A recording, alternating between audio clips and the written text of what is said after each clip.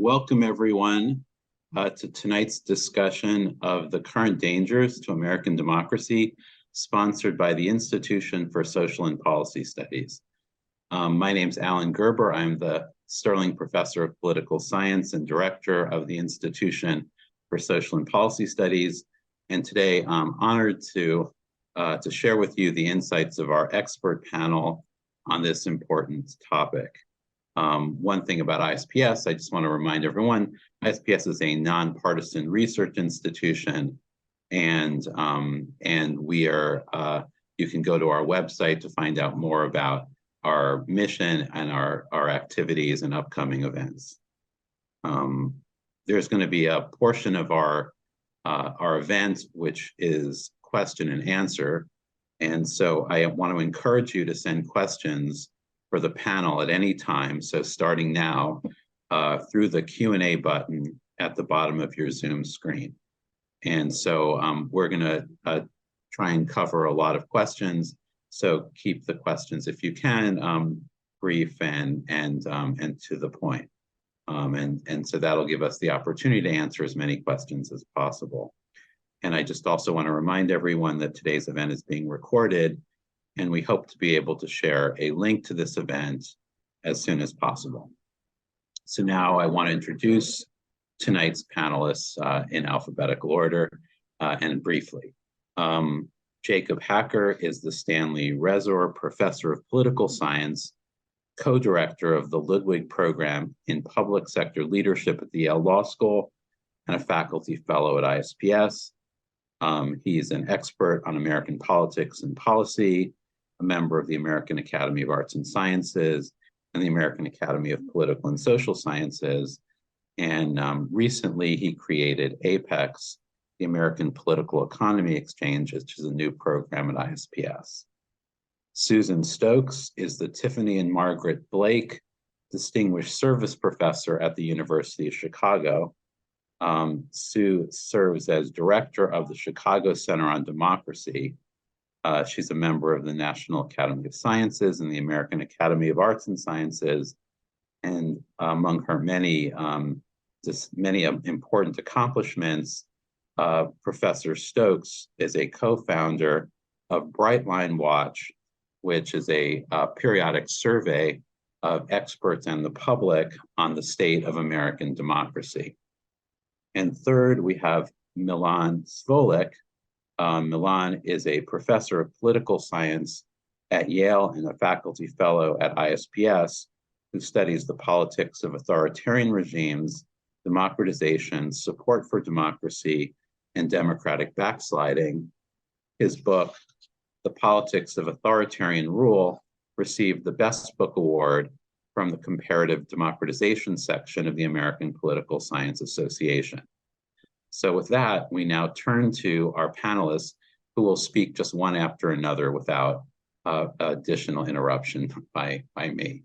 So with that, Jacob, please take it away. Great, thanks so much. So it's a real pleasure to be here and to talk about this somewhat depressing subject. And there is a reason why I have up this picture from a 1980s don't do drugs commercial that was seared into my memory as I was a child, because I used to wake up early and watch Saturday morning cartoons, and so this announcement would come on. This is your brain. You've probably seen this one before. This is your brain. This is your brain on drugs. You know, I was watching TV, you know, at 6 a.m. before my parents woke up. So then I was always wondering when somebody was going to actually get me breakfast. But there's a reason I'm showing this, because in a lot of ways, I think that what's happened to our democracy can be well summed up by thinking about how it is that a set of polarizing and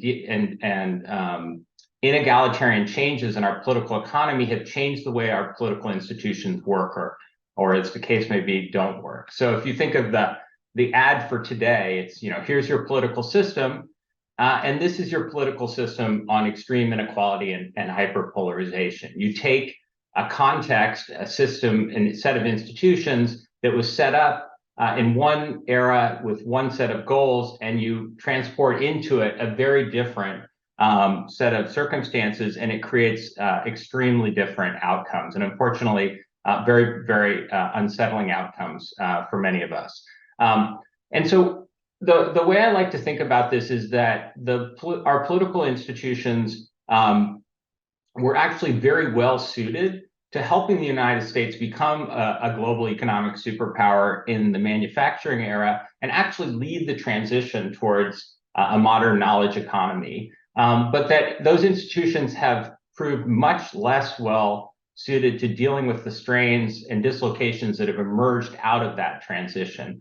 And there are two kind of parts to this story that I'm just going to telescope here and we can talk about. So the first part is that these strains, both the shifts, the social and demographic shifts, and the economic shifts that have occurred over the last 30 years or so, have fueled a great deal of discontent and given rise to what Paul Pearson and I have called the backlash coalition in our work. And this coalition is not synonymous with, but overlaps substantially with the contemporary Republican Party. And what's important is it includes not just those who have been on the kind of front lines of the economic changes that have taken place, those who have faced dislocations, those who are concerned about the changing character of the nation, but it also includes a significant portion of the American economic elite.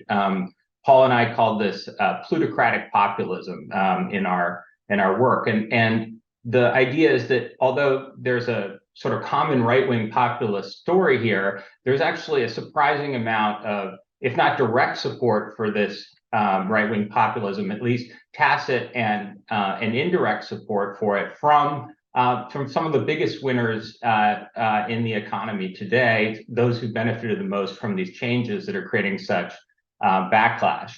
And the other point the other thing that I want to emphasize is that our political institutions have not proven very capable of dealing with this hyperpolarization and inequality. And there's kind of two parts to this story. So first, just on the backlash coalition, I think it's really important to keep in mind that we don't have to choose between the kind of common economic story about how the decline of manufacturing, the concentration of prosperity in cities has led to discontent, and the equally common, and I think also very persuasive narrative that this has a lot to do with concern about the shifts in America's racial and ethnic makeup and the sense of status loss that come with it. I mean, these are both going on, and there's a lot of research that shows how they come together. So, for example, the work of David Autor and his colleagues shows that areas hit by big manufacturing losses shift dramatically to the right, unless they're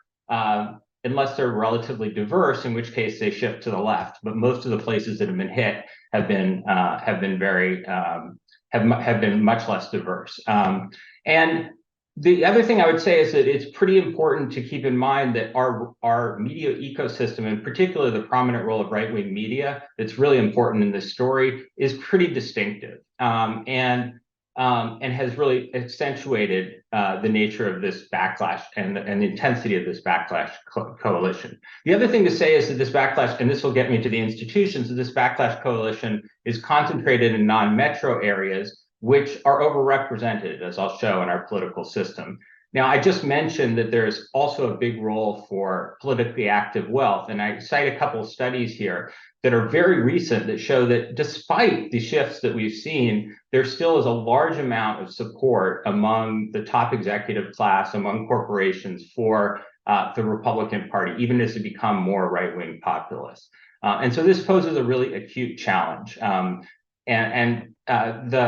The first thing that I just want to mention is that this challenge is reflected in and manifested in the fact that we've seen the Republican Party move much more dramatically to the right over the last generation than we've seen the Democratic Party move to the left. And you can see this if you look across countries that the Democratic Party is kind of a conventional center-left party, maybe slightly more center than some. The Republican Party is really far to the extremes, and I'm sure Sue and Milan will talk about this. But the other thing I want to mention is that the sort of political institutions have accentuated this vulnerability because, or accentuated these trends because they have essentially overweighted those who are most discontented with the transformations in our society and economy that are taking place. So there are two pictures here. One shows you that, you know, the Senate, as you all know, has this bias towards the Republican Party. The Republican Party is essentially not won a majority, has not represented a majority of the nation's citizens in the Senate since the 1990s. But of course, it is held the Senate for a lot of this period and is very favored to hold the Senate again soon. And it's very difficult to update policies to deal with some of the strains that we're facing when there is this this system that is very prone to gridlock when parties are polarized.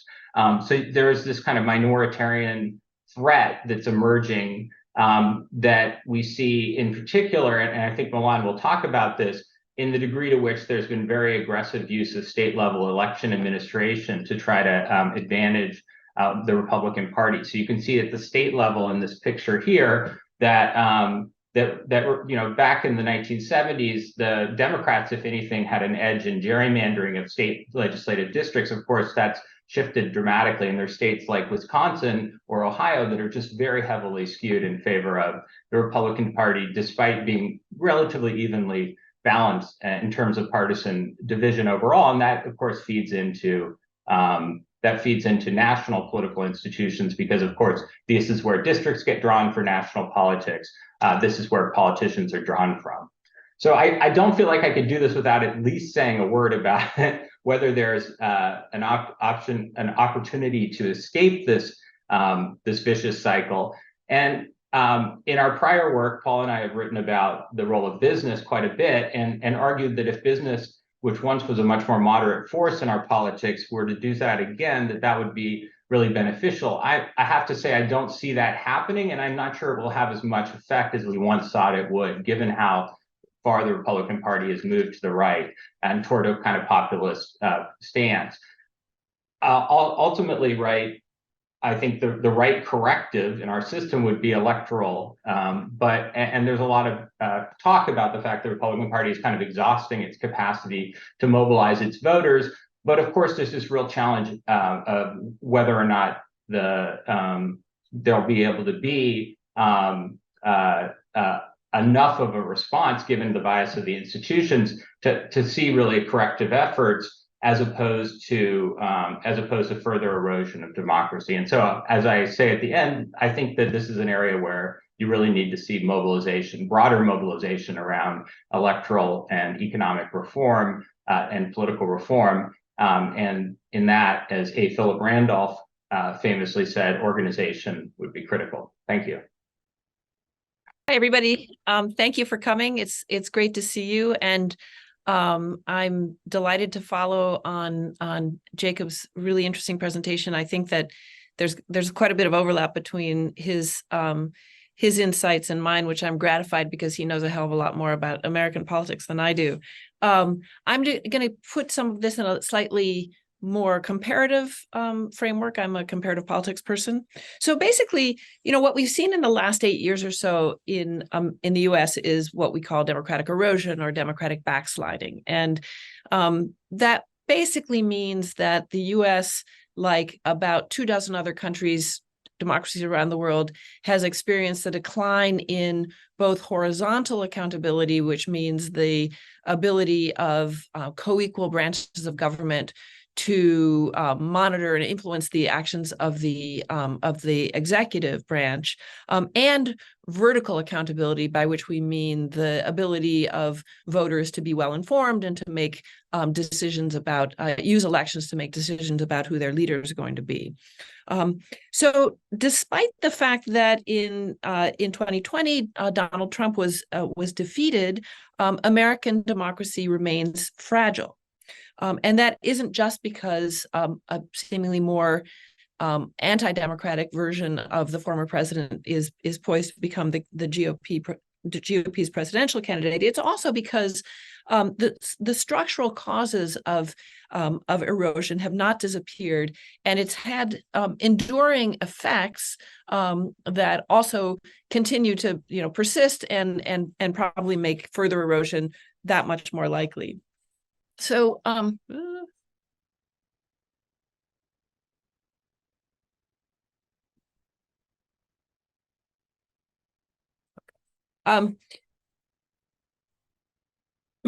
so just to put what's happened in the U.S. in a somewhat more international context, the world has experienced a wave of backsliding since the late 1990s, and this figure is a sort of illustration of that. So the light blue line is our coups, numbers of coups happening per year, and the white line tracks the number of eroding events each year. And the instigators of the backsliding come in two basic flavors. One is right-wing ethno-nationalists, people like Trump and Viktor Orban of Hungary and elsewhere. And the other are left-wing populists, people like Andrés Manuel López Obrador in Mexico or Jacob Zuma in South Africa. So focusing now on the wealthy democracies, as is the United States, obviously, why have they experienced an upsurge in right-wing ethno-nationalist parties? Well, with a great deal of simplification, I'm depicting the stances of major political parties in a lot of, this sort of describes, I think, in general terms, a lot of wealthy democracies and how they've kind of arrayed themselves in the past couple decades. I'm depicting their stances on three dimensions. The vertical dimension is sort of the traditional large state, small state, heavy taxes, light taxes. One. The horizontal dimension, it has to do with economic nationalism or globalism. And then the sort of the front to back dimension is about national identities and the extent to which those are salient in the position of a political party and defined in kind of exclusive or inclusive terms. In the context of the later 20th century deindustrialization, left parties have shifted toward more globalist and somewhat less redistributive stances. So that's depicted here as the sort of the difference between what I'm calling the legacy left and the new left.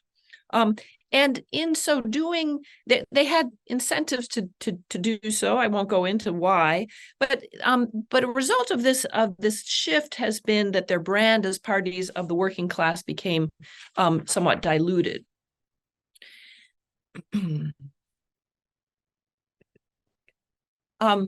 The shift, in a sense, opened up a space in the southwest and front corner of this cube, occupied by the ethno-nationalist right. So think of the MAGA faction of the Republican Party in the US, Brexiteers in the UK, Sweden Democrats, and many other parties of this ilk. Not all of them have gained power. And some of them have gained power and that's not led to an erosion of their democracies. When they get access to power, why do some of them erode democracies and not others? So a key risk factor, and this is very much in line with what Jacob was saying, a key risk factor that we're finding in sort of cross-national statistical research is income inequality. So this figure draws from a cross-national regression analysis where the dependent variable is the probability of erosion beginning in any given year, and the horizontal axis is Gini, the Gini coefficient, which is a measure of income inequality. In this case, it's post-fisc, post-tax, post-transfer. What you're basically seeing here is that there is a strong upward trend as countries become more unequal. The probabilities of erosion become stronger. Obviously, there are a lot of other factors going on, and there are other things that I would mention. One of them being a kind of contagion or demonstration effect that we also see, and I think it helps to account for the kind of the wave function that we saw earlier. But what you see here, at the highest level of income inequality, countries like South Africa and Botswana, the probability of erosion rises to around 30%. In countries that are very equal, so think the Scandinavian countries, Sweden, other Northern European countries, the probability drops to the low single digits. Our calculation for the US was about, in 2017, was about 9%, which isn't a very big number, but it's a terrifyingly big number as an annual probability of the beginning of an erosion event. And it's also kind of an order of magnitude larger than the calculations of the probability of democratic instability when scholars kind of plugged the US characteristics in that period into old models that came from that were designed to explain military coups. Okay, so I'm sorry. Could you define a democratic erosion event, just to kind of give folks a sense of what you're talking about, some concrete examples of what you mean? Yeah. So actually, our measure of this heavily depends on work by Melis Lebens, who was a graduate student in her dissertation that she wrote at Yale a few years ago. And what she stresses is this, I mentioned at the outset, a kind of decline in both horizontal and vertical accountability. So, and concretely, we measured this with data from Varieties of Democracy, which is a Swedish organization that collects data on all kinds of things related to democracy and other kinds of governments. So basically, if you already are a democracy, meaning that you've had a peaceful transition of power sometime in the last 5 years, and you experience a large enough decline in measures of horizontal and vertical accountability, you get counted as that would be the beginning of a kind of erosion, a period of erosion. So this includes countries, kind of familiar set of countries like Hungary under Orban, as I mentioned, Poland until recent, the Polish under the peace governments, the U.S. under Trump, Mexico under the current government, Bolivia. These are now talking more about cases of, as I mentioned before, sort of left-wing populist erosion. I'm happy to answer more questions about that if that would be helpful. Okay, so I alluded earlier to 3 wealthy democracies. All have nurtured right-wing ethno-nationalist parties. Only the United States, by the method that I just described, counts in most people's, in our calculations and in most people's books as a case among these 3 of democratic erosion beginning in 2017. The UK was kind of a close call, and it is a country where income inequality has risen a lot in the last decades of the 20th century, and approaches the level of the U.S., and it was a kind of a close call, and I can talk more about why. So there were elements of democratic erosion, but not to the degree that we saw in the United States. And then Sweden is another country where there's a very powerful and very electorally successful right-wing ethno-nationalist party, which is now sort of implicitly part of a governing coalition, but there's no democratic erosion in Sweden. There's no challenge to the integrity of the judiciary. There's no questioning of elections as mechanisms of vertical accountability. The press doesn't get beaten up, and so on and so forth. Okay, so why does inequality encourage erosion? I'm probably running low on time. Let me just say very briefly that one reason, and this is something that Milan can talk a lot more about, is that countries that are polarized by income also tend to have more polarized politics. And for reasons that Milan and his colleagues have explained very well, polarization tends to encourage democratic erosion because voters are more willing to sort of say, yeah, I don't really like the fact that this guy is beating up on the press or undermining judicial independence, but God forbid that the opposition come to power. So that's one reason. And you can see here that these countries sort of line up in terms of the level of polarization. Again, this is coming from VDEM data. A second reason has to do with what we're calling, so the effect of income inequality on a kind of cynicism or skepticism about the ability of political institutions to make any real difference in people's lives. And this is kind of a mood that, again, is kind of encouraged by by backsliding leaders, and leads to what we're calling institutional nihilism. And you can see that we're finding that in sort of measures of institutional nihilism, agreement to survey questions like, do you agree that we cannot fix the problems in our political institutions? We need to tear them down and start over. And when you expose people to, you remind people about how unequal their country is, the US, and we did this in Mexico as well, you tend to get higher levels of agreement with that, with those kinds of responses. So just to finish up, if this is, if we want to have heroes who are going to go out and fight against democratic erosion, we've got our current president who's made a priority of trying to convince people that democracy is really worth it. But the other guy here is Shawn Fain, who is the leader of the UAW, and he and other labor leaders have led us into a period of some relative successes of in strikes and in the ability of unions to begin to chip away at this kind of extreme income inequality that our country has experienced, and that contributes to the erosion of democratic institutions here. So with that, I will close. It's an honor to continue here and join Sue and Jacob in offering my perspective on how to diagnose what might be the dangers to the US democracy. I would like to do so by introducing a few elements of a study that I did jointly with Matt Graham, who is our former graduate and currently an assistant professor at Temple University.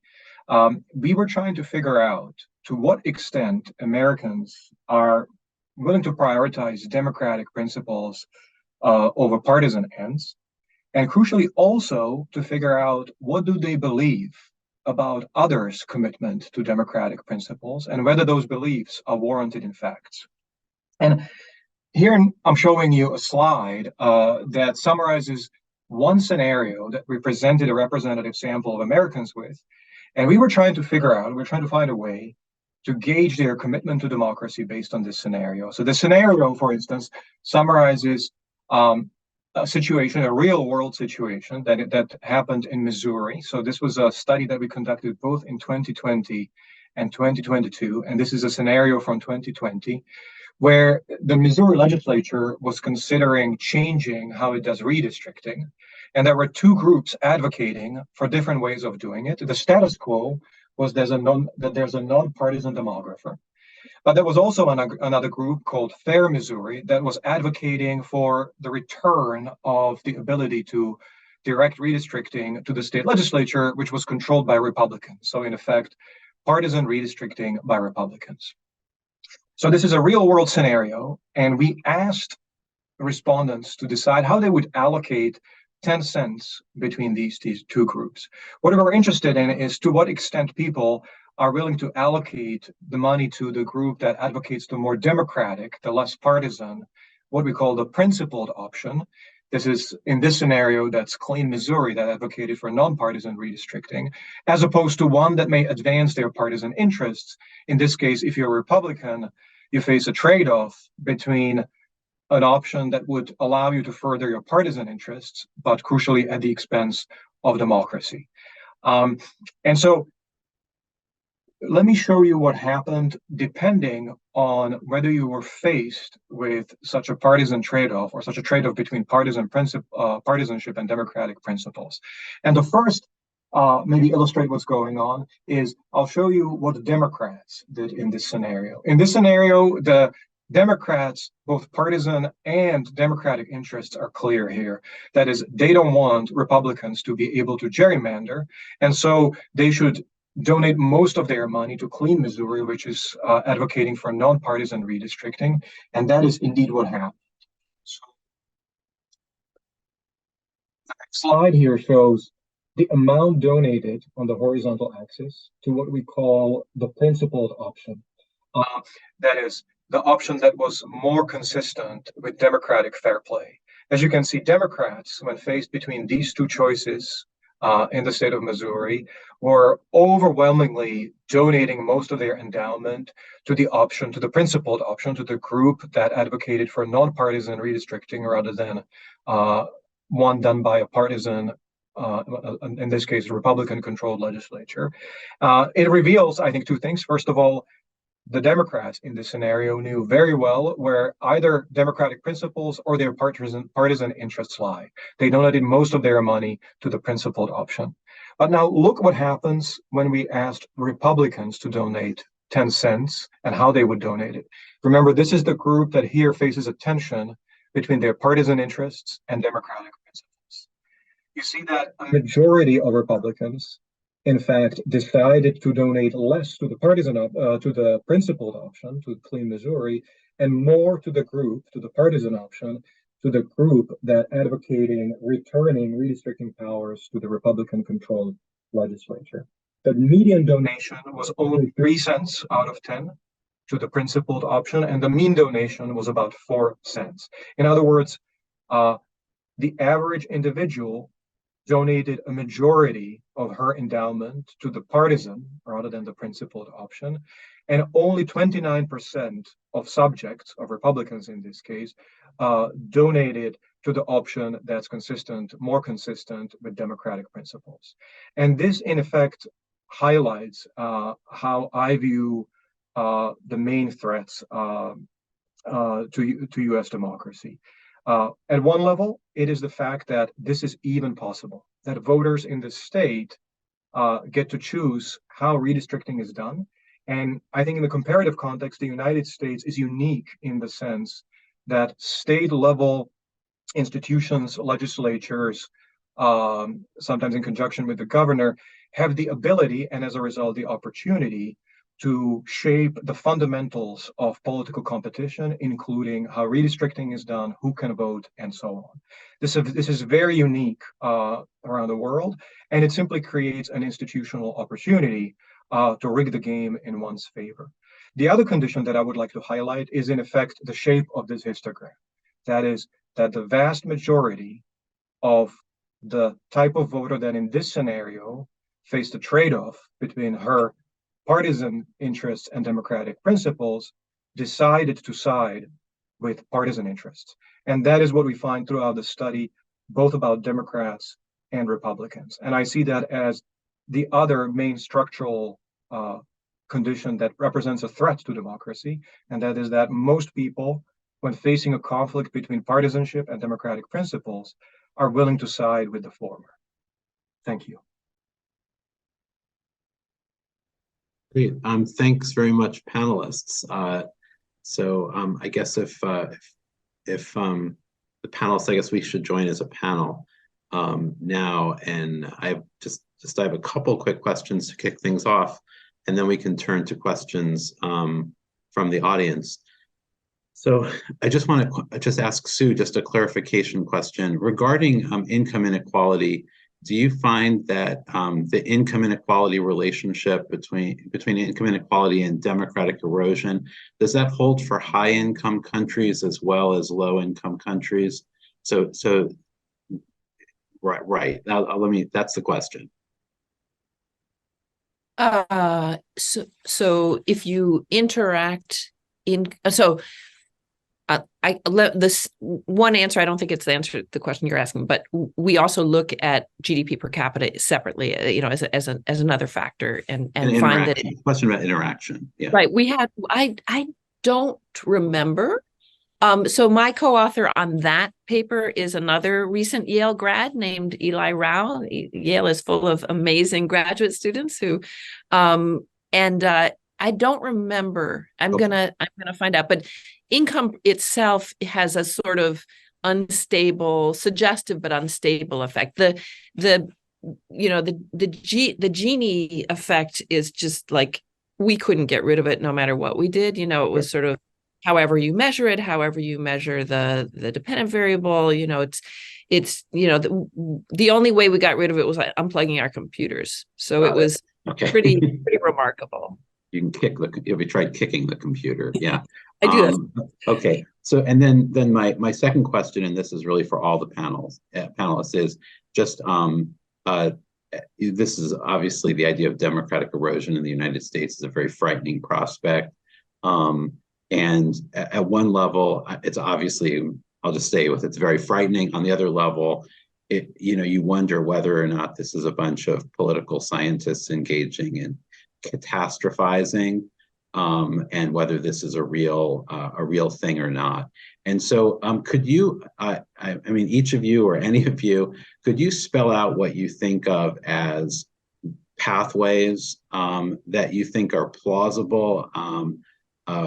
Maybe one or two scenarios that you can think of that would produce what you've defined as democratic erosion.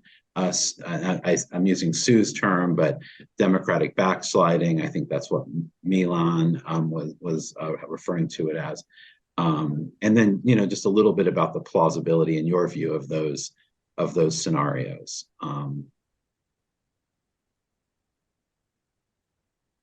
Anyone can start. Yeah. Sure, I can jump in real quick. So I share that that general orientation that often I fear that that we who are focused so much on politics can get ourselves much more upset than those who are casual observers. But I think in this case, if anything, I feel like we're understating some of the risks, and I would say there are two pathways. So the first thing to say is that I think this is very consistent with what Sue was saying, is that your concern is erosion, not collapse, right? That the way democracies tend to end in a whimper, not a bang, in the contemporary era, as Ziblatt and Levitsky have shown in their book. And so what you're really worried about is this sort of self-reinforcing process. And I think both of us are arguing that inequality, polarization, and the distinctive character of American institutions, I would say all three of us are, but certainly Sue and I were emphasizing this, have created a kind of more what I call a vicious cycle, right? Where there is real possibility of self-reinforcing erosion of democratic institutions. And I don't discount the possibility that there would be a more like dramatic single event, and there's a lot of concern, and I share that concern about an authoritarian-minded president bent on revenge against political enemies and much more savvy about how to use the institutions of American government could well get a lot farther than said president did while in office. But I want to highlight that I think the trends that we've seen are really linked to this other form of democratic erosion too, namely the sort of creeping minoritarianism that Milan talked about, in that the supporting of policies that and institutions and institutional changes that sort of chip away at the hallmarks of democracy. And that, I think, because it builds on some of the features of our political institutions that can be exploited for partisan gain, is in some ways a kind of more insidious and difficult to counter form of erosion. And so, I don't know if people a generation ago would have expected the level of really extreme partisan gerrymandering that's taken place and been sanctioned by the court. Certainly there was, before the contemporary urban-rural split occurred, there wasn't nearly as much of a bias in the institutions that are based on, that are malapportioned in favor of less urban places as we have today. Or, the kinds of challenges that have taken place at the state level to election results. All those seem to me to be pretty fundamental shifts. And then if we step beyond kind of institutions, I mentioned, and I really want to emphasize, like the kind of claims against democracy that are becoming, and against partisan opponents that are being used in extreme media, particularly on the right, but on both the right and the left, I think is also a really significant erosion of core aspects of our democratic heritage. So that to me is, that's a long answer to a short question, but I think I don't want to say we should all be freaked out. It's not like in that scene in Airplane, if you remember that 80s funny movie where like there's a sign that said "Don't panic" when the plane started going down, and then at one point it just shifted to panic and everyone jumped up and started screaming. I'm not saying panic, but I'm saying be concerned and be focused on what are the real sources of this erosion. Good. Thank you, Jacob. Sue, do you have any? What are some of the scenarios that in the U.S. context you think of as worrisome? And then Milan is now back. So one of the things that I worry about in the U.S. context is the unshakability of Donald Trump's electoral base, and its sort of seeming kind of insularity from any kind of negative information or negative facts about the candidate, about the party, about the policies.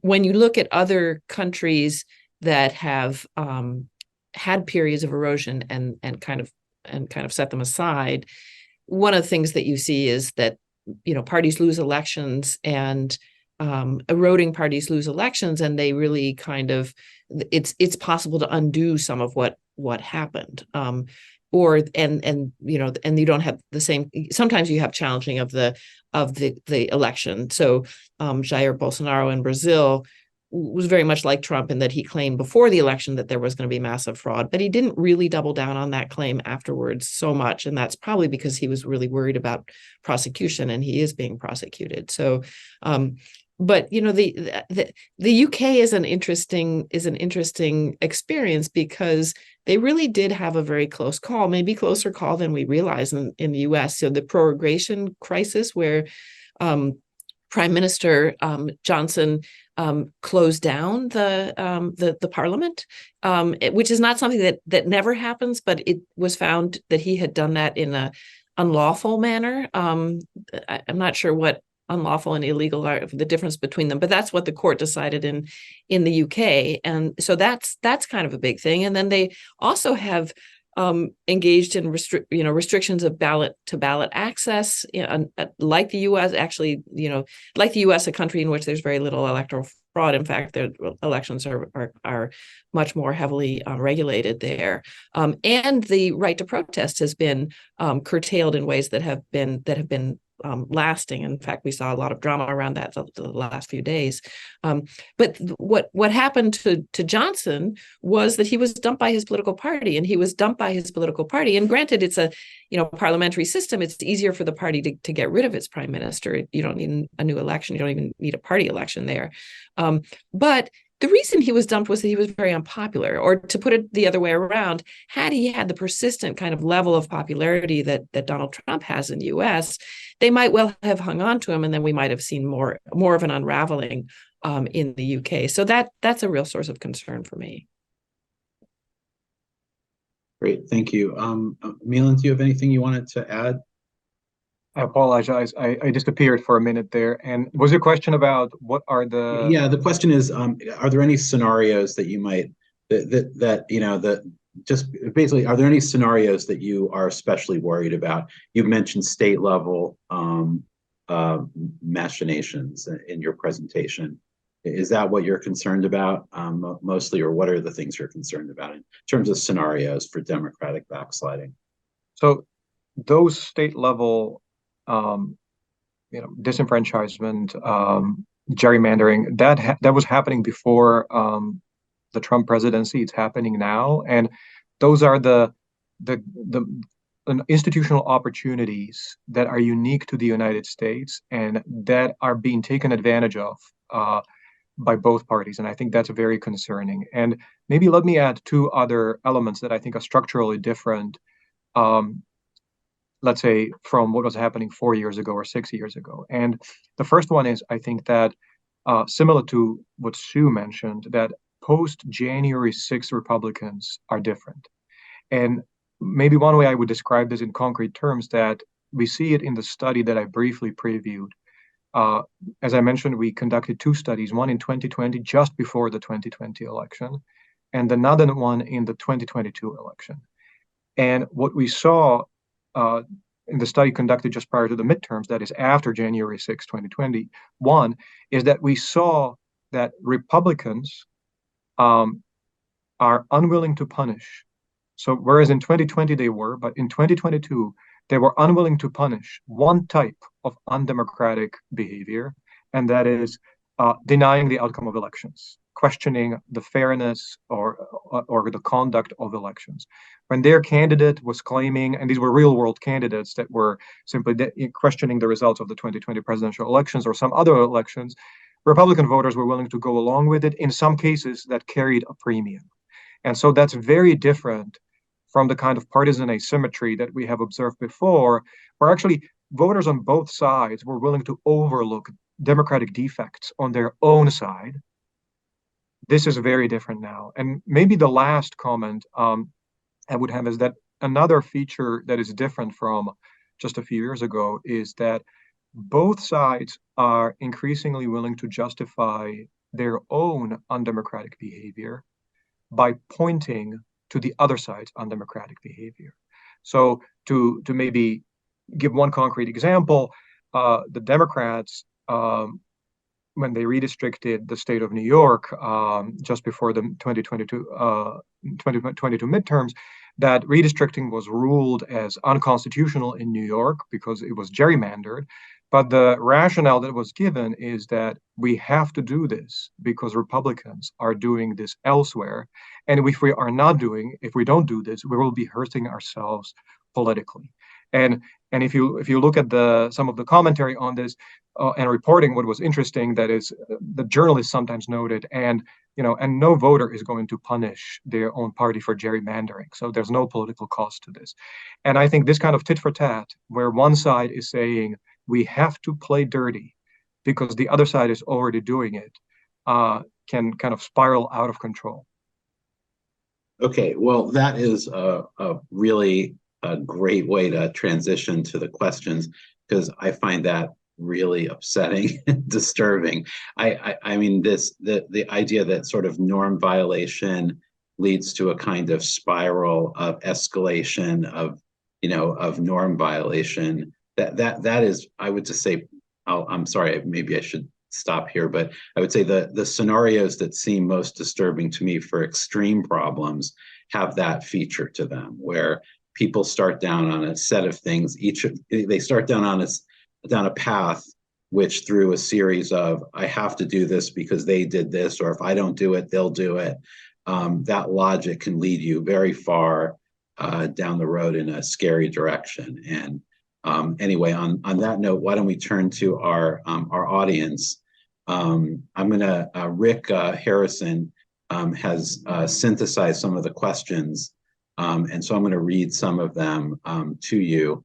And let me just go ahead and anyone who wants. I don't think any of these, at least the first bunch, are not directed to any particular panelist. So whoever thinks they have something insightful to say should please share that with our audience. Okay, question. Here's a question. Peter Turchin has written that we are in for a period of ongoing instability because of 4 underlying societal forces: popular immiseration leading to mass mobilization potential, elite overproduction, which that's his famous hypothesis about elite overproduction, failing fiscal health and weakened legitimacy of the state, and geopolitical factors. And so some of those things were mentioned by, I guess, Jacob mentioned at the end as well, Susan, and also, I guess, Milan as well. What do you think about the implications of this thesis? What do you feel about the thesis? Do you find this a useful, this elite overproduction, especially elite overproduction and legitimacy problems? Do you find that a useful framework, and how does that help you think about these questions?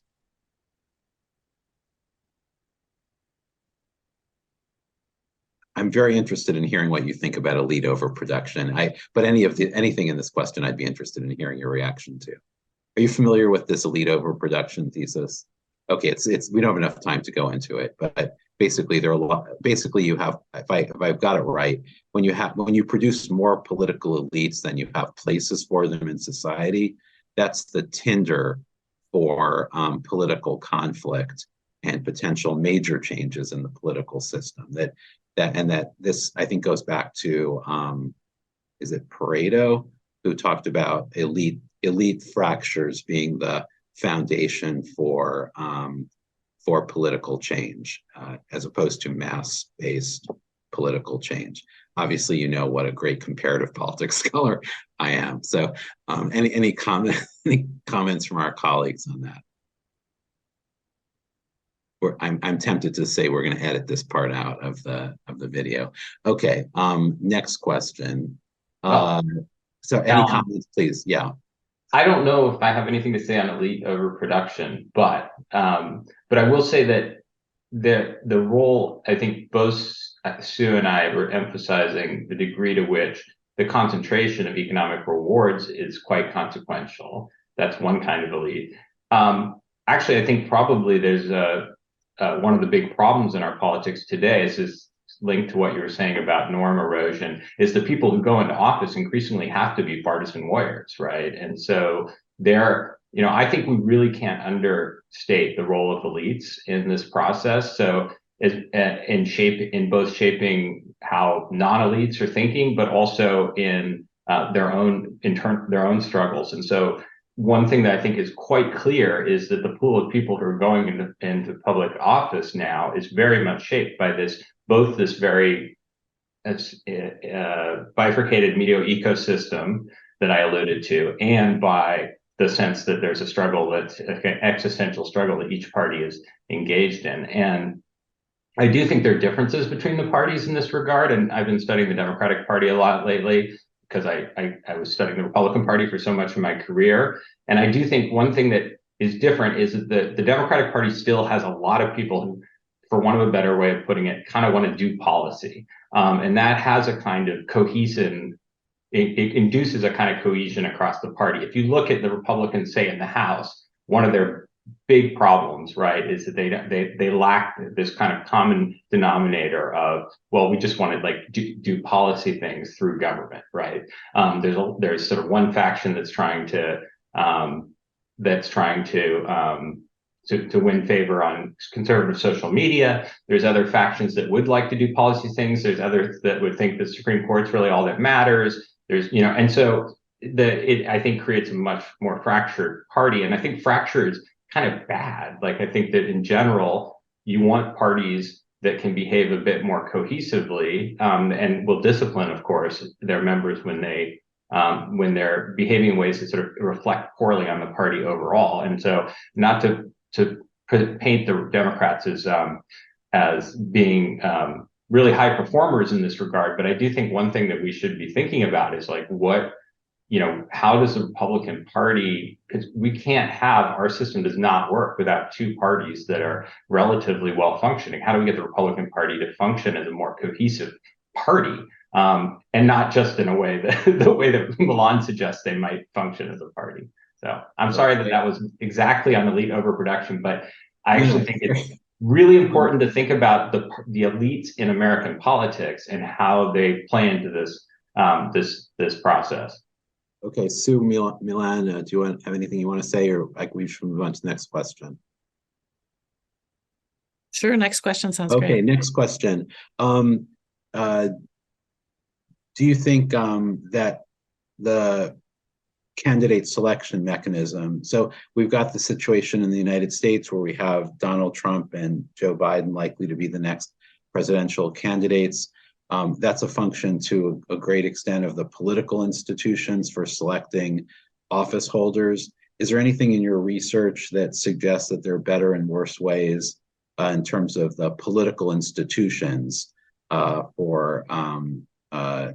that might help us to avoid democratic erosion? So just to amplify on this a little bit, you suggested these deep structural economic factors, attitudinal factors. Are there any institutional factors that might be helpful? Milan, of course, discussed the state level institutional authority. But Sue, any of your comparative politics work that might give us ideas about better and worse political institutions, or Milan, anything that you would suggest? So, I think that it's commonly viewed that there are aspects of the way that we select candidates and elect office holders in the U.S. that contribute to polarization and to party indiscipline that Jacob was just discussing. So and there are some kind of structural aspects of that. So the United States has gone through sometimes called the Great Sort, where we have an increasing kind of homogenization regionally and by electoral district of less heterogeneity in terms of political preferences and other factors.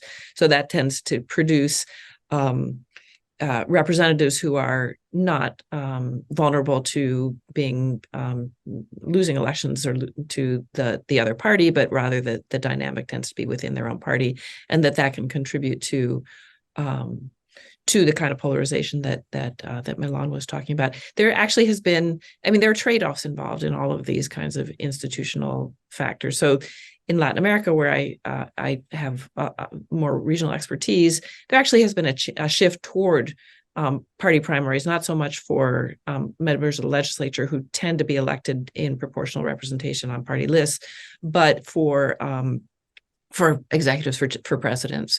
And the reason parties like to do that is that it opens the process and potentially chooses more popular candidates who will do better in the general election, and also I think gives voters a sense of ownership, having participated in an open primary and decided, well, I'm going to vote in the PAN primary in Mexico. I'm more likely then to go on and vote for the PAN candidate in the election. So there are trade-offs, but there certainly are some particular features of American institutions, which Jacob was talking about, as well as Milan, that tend to enhance increase polarization. I'm just going to add one other thing. This is kind of adding to the mix the super interesting conversation about polarization. So one of the drawbacks of polarization as a strategy of democratic eroders is that it mobilizes your base, but it also mobilizes the other guys. So, Donald Trump says the Democrats are an angry mob who want to open the border and so on and so forth. And that, that gets his folks revved up, but it also tends to get Democrats revved up. So there's another strategy that we have been detecting in our research, another kind of rhetorical strategy that we call trash talking democracy. Milan has heard about this, where it's not so much, you don't badmouth the other party, you badmouth the institutions. So, the courts are full of corrupt actors. The press is incompetent. The legislature, the opposition in the legislature the legislature is unworkable. And so the impact of that is to, we find, just as an empirical matter, to kind of tamp down any kind of enthusiasm or optimism about institutions working. And that's also something that I think is sort of exaggerated in the American context, because we do, this goes back to what Jacob was saying, we do have a whole, big chunk of one of our major political parties who are people who really don't believe in government and don't believe in public policy, and sort of make the failure to provide good services a kind of self-fulfilling function. There's a wonderful book by an American sociologist, Arlie Russell Hochschild, about why is it that people in Cancer Alley in Louisiana, who understand perfectly well that they're being poisoned by the petrochemical industry, why do they support Tea Party anti-environmentalist lawmakers? And one of the reasons is that they see that the even at the state level, the kind of EPA equivalent in the state of Louisiana does a terrible job. They don't get anything done. They don't actually protect them. Of course, that's a result of defunding and a kind of starving of the institution. But then that becomes evidence that there's no point in electing environmentalist representatives or trying to push agencies to do a better job, because you have before you evidence that these institutions don't work. Thanks, Sue. Milan, do you have any comments? Maybe just some comments on this institutional question. So I don't see much of I don't see clear evidence favoring or not favoring a system with party primaries over a system without party primaries. But what strikes me as being directly relevant to democratic erosion is the fact that the very tight two-party system that exists in the United States creates a very stark choice for voters, right? So if one party is proposing a candidate that has authoritarian tendencies, but at the same time represents in a meaningful sense also the policy preferences of voters, then a supporter of those policy preferences faces a tough choice. They might vote for a candidate who is democratic, but on the other side politically, as in advocating for policies that they disagree with, or they must put up with a candidate who is, violating democratic norms, but also happens to advocate for the kind of policies that they like. And this is a very stark binary choice that's in effect a product of the two-party system, and that in most places which have multiple parties does not have to be as stark, because in addition, let's say, to a conservative who is authoritarian, there will be also a party that also has conservative leanings, but is perfectly compliant with democratic principles. And so in some sense, voters, democracy has a very high price in the United States for a subset of voters who face these kind of trade-offs. And so in terms of institutional solutions, I'm kind of very much interested in what's going to come out of the ranked choice voting experiments, which still in the US function in the context of the two major parties. But because they do not have as stark divergarian pressures, they do not face voters who may have somewhat eclectic combination of preferences. They may not be aligned exactly the way the two major parties are. They may be sincerely voting for their first preference without having to sacrifice their vote. Great, thank you. I mean, I guess another issue related to what you were saying, Milan, is that when you have two parties, if you trash the other party, it's a sum zero game. Whereas if there are multiple parties, trashing the other party may or may not redound to your benefit to the same extent. I think that would be the interaction effect between Sue's comments and my comments. Excellent, thank you, wonderful. Next question. To what extent, if any, might the effects of disinformation, apart from the effects of objective conditions such as inequality, affect your analysis? So I guess the general question is, to what extent is the erosion of democracy affected by the information environment that we're now experiencing? I mean, I should say I've mentioned right-wing media and media in general a number of times, so I'll just emphasize that again and say that one way that inequality is factored in, or at least this was what Paul and I argued in our book, Let Them Eat Tweets, is that that inequality by creating essentially tensions for both parties, coalitions, but particularly for the Republican coalition with its longstanding ties to business, but its increasing reliance on working class white votes, for that party to try to shift the scope, the focus of conflict from kind of first dimension material size of government issues towards more what sometimes called second dimensions issues around race, cultural conflict. And I just want to be clear, there's a lot of second dimension appeals made by Democrats as well, but I think it's really important to see how that strategy, right, has been both so that's not a direct effect of inequality, if you will. It's an effect of inequality that's mediated by political strategies, competition between the parties. John Romer, our colleague, now retired, made an argument along these lines many years ago, which is basically if you introduce these second dimensions of conflict, then you're going to get these cross-class parties. They're going to be cleaved much more around cultural and social issues. And with the Republican Party in particular, there's just no question that that strategy, right, which took the objective change, but then translated into a certain kind of response, has been greatly furthered by the rise of a distinctive right-wing media ecosystem. And so it starts as talk radio, it runs up into and through Fox News, which now is a moderate player in some of the right-wing media circles. There has been a ton of research on this that shows that there is a lot of disinformation and misinformation in this more isolated ecosystem. Perhaps the most persuasive argument that I've seen about this, because of course these can become like essentialist arguments, like somehow the right wing is more prone to dishonesty. But actually, the best argument I've seen is just the nature of the ecosystems themselves. So if the left of center ecosystem is this kind of broad one that includes a lot of mainstream media, right? It's just much more likely to police very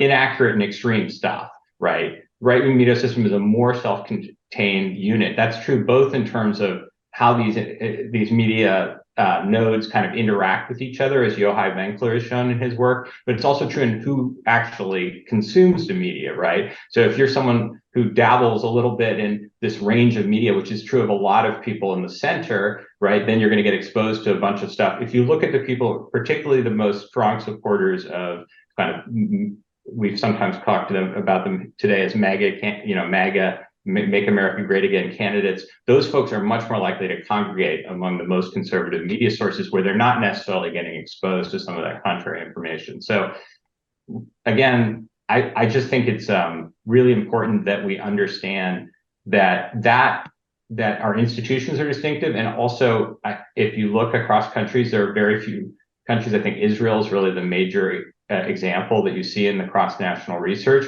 where there's so much distrust, particularly among conservatives, of mainstream media sources, and where there's so much reliance on a kind of distinctive brand of media by partisans.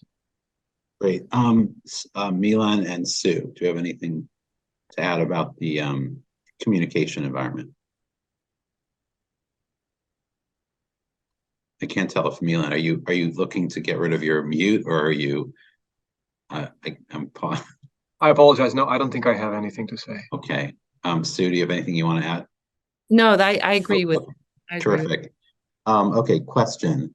Thank you all for your informative talks. Okay, I agree with that. Go. Okay. What are some actions that can be done or are already being done to counteract the erosion of democracy?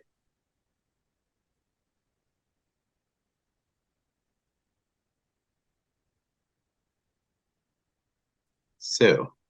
Actually, Sue, could you also say just a word about what Bright Line Watch is? Because I think people who are interested in this topic might be interested in learning more about that as well. Yeah, as you answer, because I think it's relevant to the question of, what can you do about the erosion of democracy? Isn't a public that's more alert to the fact that there are threats to our democracy is probably part of the answer to that question. So I think participation is super important. So thinking about what we can do as individuals who may be, students or professors or people, working in non-official kinds of jobs. Participation is very important.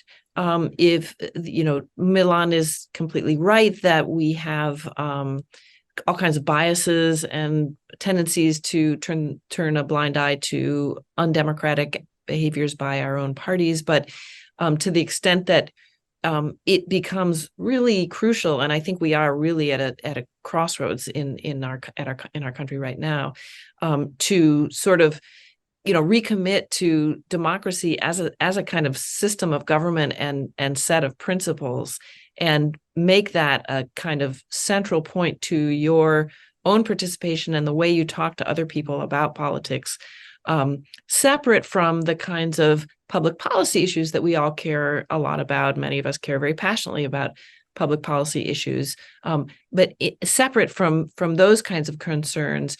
I think that there is a real need to sort of think hard and talk hard, talk with people about what is it that democracy does and what does it look like it doesn't do very well. And I talked a moment ago about this kind of phenomenon of eroding, backsliding leaders having a strategy of denigrating democracy, not so much democracy writ large. They usually say it's a good system of government, but these particular institutions really, really are hollow and corrupt and not worth it. So don't worry about it when I attack them. So, I think there's a dialogue to have with many different kinds of people. I personally feel a strong need to have a dialogue with the left on this, and with young people. And I start in my own household, where I have, teenagers who are skeptical for sure, and who are quick to pick up on the failures of democracy, even when it works pretty well. So we have all kinds of, so the way to defend democracy is not to whitewash it. It's not to say it has worked very well for in the history of the United States. It has had all kinds of biases and has institutionalized many elements of racism and sexism and all kinds of things that we want to overcome.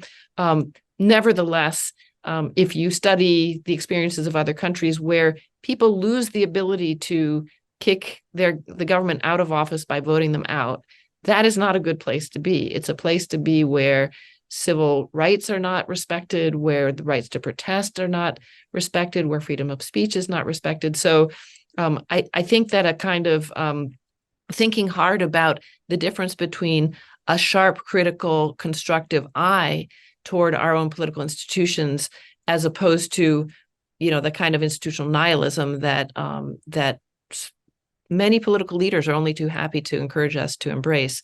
That's an important starting point. And could you just say a quick word about Project? Right, I watched. Yeah. So in late 20 when was it? I guess it was coming up to the election in 2016. A lot of economists got very upset because candidate Trump was raising questions about the veracity and reliability of official government statistics on things like unemployment rate. And they wrote a public letter that was signed by many former, Nobel laureates and former presidents of the American Economics Association and so forth, that said, hey, where would we be without the Bureau of Labor Statistics? Where would we be without these institutions? It's not a good thing to question these very important institutions and question sort of the scientific basis of economics. I remember I was having a conversation with our colleague Gretchen Helmke at the University of Rochester, and sort of very smugly saying, "Oh, these economists, they sure wait till the last minute to do this." And then she sort of said, "Hey, have we done anything like this?" So we circulated a letter of great concern about the threat that certain parts of the discourse and sort of attacks on the press. At that point, verbal attacks on the press, attacks on very virulent attacks on political opponents, on immigrants and so forth, that seemed to represent a potential threat to democratic institutions in the United States, and that elicited a very, very strong response. We had, I think, almost every living past president of the American Political Science Association and just scores of our colleagues signed the letter. And we, after the election, we thought, okay, we should do something. And the first thing we decided to do was to put together an email list of our colleagues around the country and get them to tell us what they think matters for democracy. So we have, as those of you who filled out these long surveys know, there are about 27 different dimensions that we talk about what is democracy. And then that same set of dimensions, how are we doing? How's the US doing on these things? And we've branched out and done other kinds of questions and other kinds of studies, but that's the basic. So it's a collaboration between Dartmouth, University of Rochester, and was Yale, now University of Chicago. Great, thank you very much, Sue.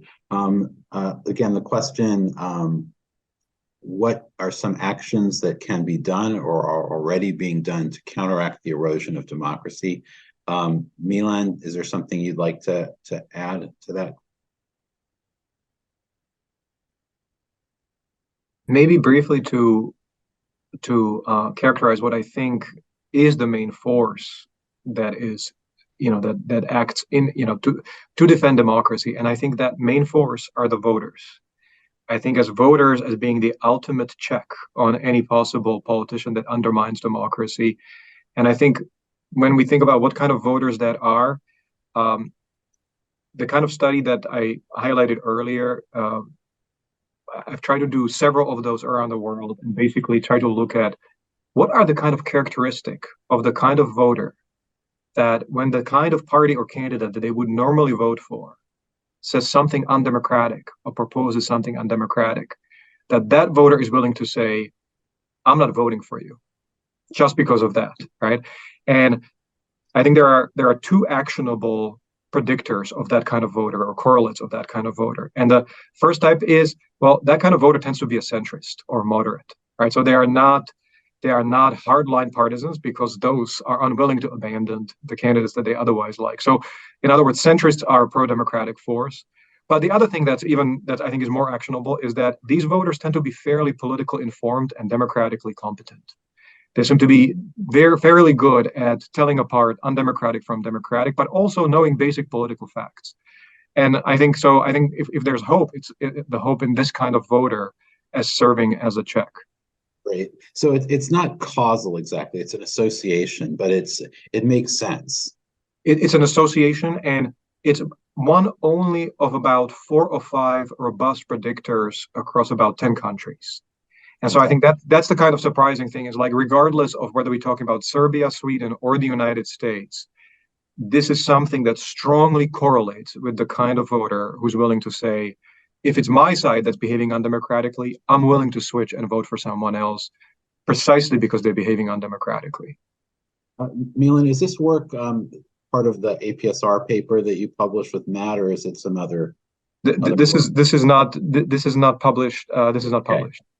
All right, so this is breaking news. But it's based on those studies, basically looking now at the correlates of the kind of voter that sides with democracy. Okay, but for people who are interested in reading more about what you've been talking about, the study that you showed excerpts from, that's an American Political Science Review paper with Matt Graham from 2022. So there is a paper there, although this one, which I showed, is also a working paper. This one is more focusing on partisan mistrust. Great, thank you, Jacob. Is there something you'd like to add? Yeah, I'd just like to say first, Brightline Watch is a great organization. I'm so pleased that it's out there, and I at least think it has a presence at Yale because there's a lot of us who admire it and draw on it. And I think that if I could bring these comments together, I'd say 2 things. One is, yes, voters are kind of the ultimate corrective in a democratic system, but the voters need help, right? Both they need institutions that allow them to have an effective voice, and they need the kind of information and support to be able to exercise that. And so there I come back to this idea that there's a real need for building up organizations, broad kind of civic organizations of the sort that, I think labor unions played a very important role in this regard, as Sue said, but we also have, as Theda Scotchbull's work has suggested, right, we had a large number of kind of mass-based civic organizations, some of them fraternal organizations, some of them veterans groups that were much more active in sort of mobilizing citizens and informing them around broad issues. And I would say that I am short-term very worried, as I've made clear, but I have a kind of long-term optimism, and it rests on a couple things. One is that as we've discussed, there's a bunch of ideas out there for reform, right? It's really, what's the challenge right now? It's like it's like lifting yourself up by your own bootstraps, right? The political system isn't working very well. How do we fix the political system in those circumstances? But we kind of know the formula, and I'm really pleased that you, Alan, have created Democracy Innovations, which is thinking through some of these really innovative ideas for how to improve the performance of democracy. I think, how do we get through this period where we can't actually pursue those ideas? We can experiment, we can think about state level changes, but I also think, as Milan was suggesting, right, we can get engaged. And if there's one thing that I think Brightline Watch does, that organizations do, that Milan's stronger Democrats in the electorate do, right, is they try to focus attention on what the stakes are, right? That's a little bit of what we're doing, but we, at least I don't have illusions about how many people are listening. Well, I can see right now, 108 of you out there. Thank you for listening. So, and hopefully you have lots of friends you can talk to.